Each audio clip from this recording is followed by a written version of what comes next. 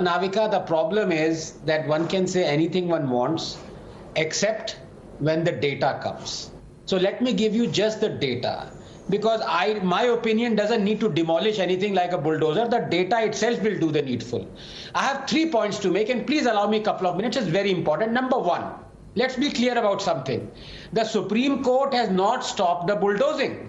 It has said there should be no illegal bulldozing, and the UP government asserts that there was no illegal bulldozing. Number two, the issue is not Hindu-Muslim, even though Abbas might disagree with me, as many Hindu properties have also been demolished.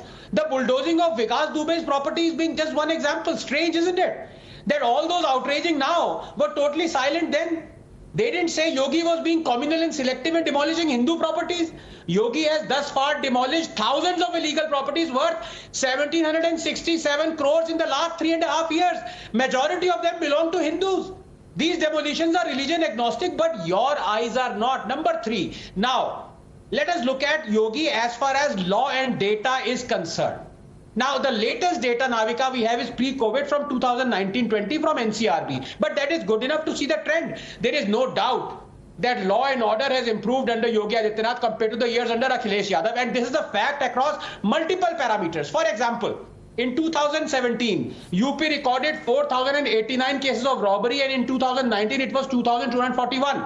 Cases of dacoity have nearly halved in the state from 263 cases in 2017 to 124 in 2019. Cases related to murder have decreased from 4,324 in 2017 to 3,806 in 2019. There is a reduction of 45% in rape cases from 3,419 in 2016 to 2,317 in 2019-20. As I said, the Yogi government has so far seized and demolished thousands of crores worth of properties held by mafias and criminals. 10,021 criminals with bounties on their head are in jail. 36,990 criminals have been arrested under the Gangster Act, while 523 accused have been booked under NSA. Number of riots have come down from 8,018 in 2016 to 5,714 in 2019. Do we remember Akhilesh's years?